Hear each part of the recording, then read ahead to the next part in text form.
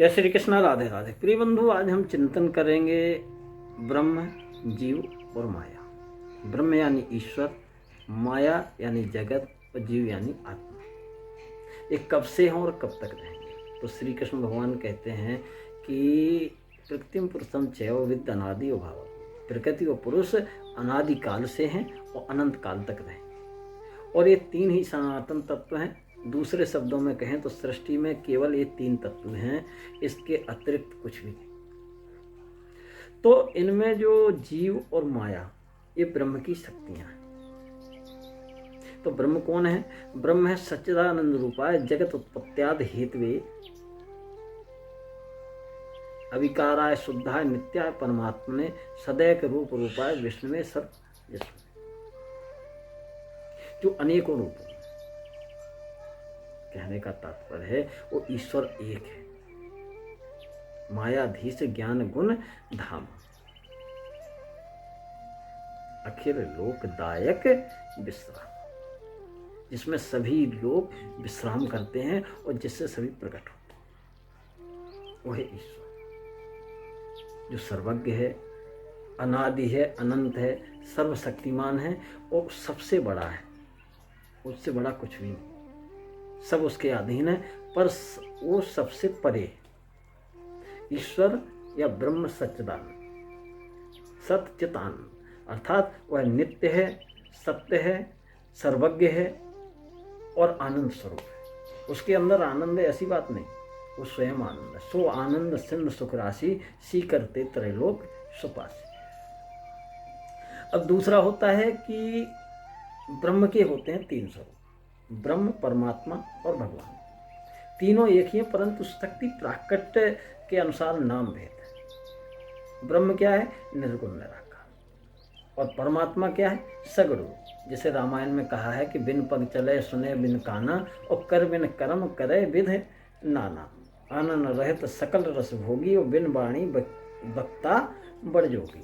यह के सकल अलौकिक करनी और महिमा अमित जाय नहीं, पर वह सगुण साकार।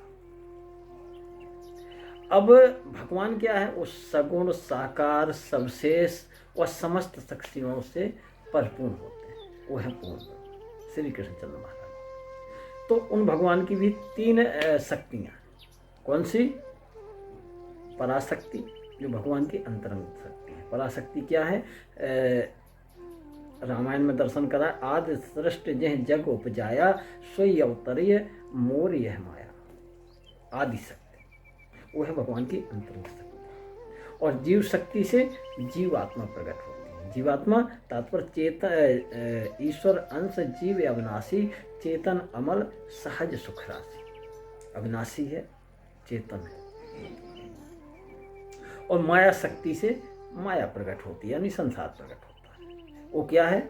वो है भूमि रापो अनलो वायु खम मन बुद्धिदेव चा अहंकारम इतियम भिन्ना प्रकृतिर अष्टधा। ये है माया, जिसमें 5 स्थूल तत्व हैं और 3 दिव्य तत्व। 5 कौन से? छिद जल पाव गगन समीरा। और 3 दिव्य तत्व कौन से हैं? मन, बुद्धि और अहंकार। अतएव अब एक चीज तो है कि ये तीनों ही अनंत अनादि काल से हैं और अनंत काल तक रहेंगे और अविनाशी। अब माया की बात, जीव। जीव क्या है? ईश्वर अंश जीव अविनाशी चेतन अमल सहज सुख राशि। और श्री कृष्ण भगवान ने गीता में भी कहा है, मवे वांसो जीव लोके जीव भूता सनातन। ये मेरे अंश से है, जो चेतन।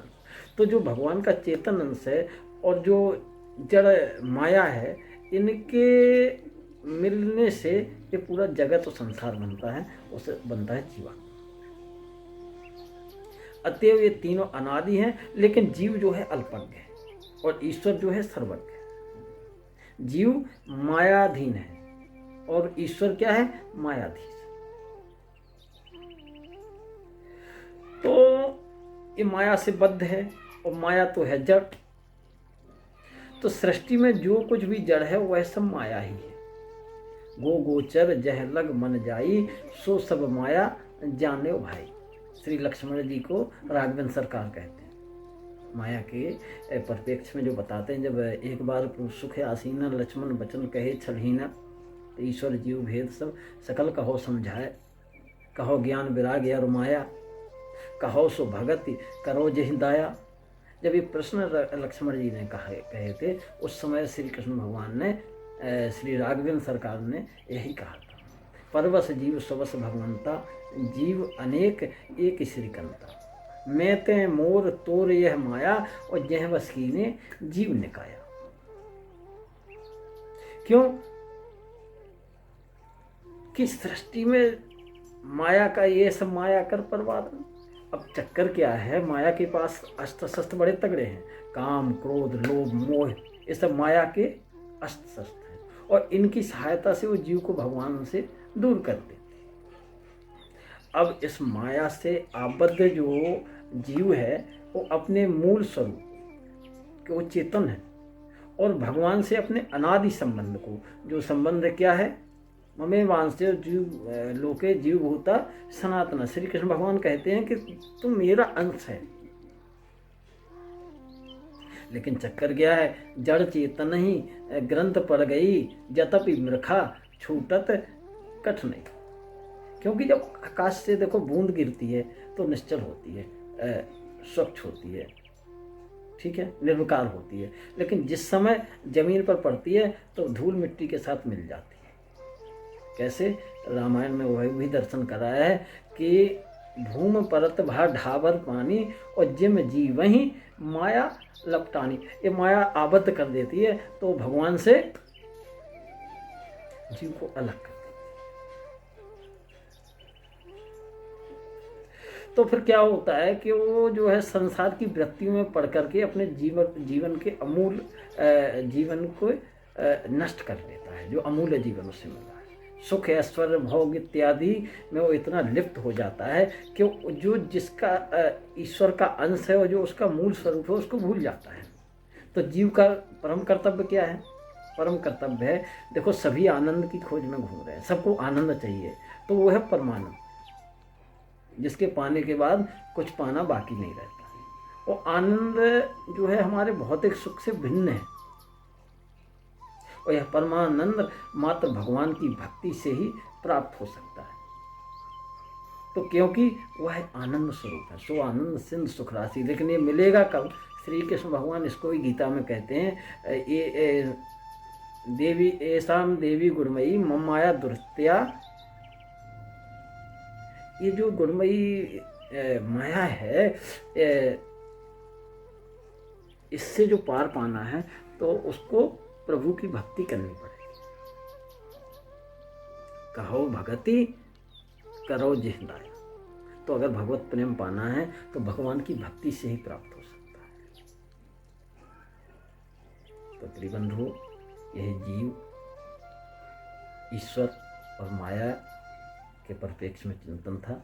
जय श्री कृष्ण, राधे।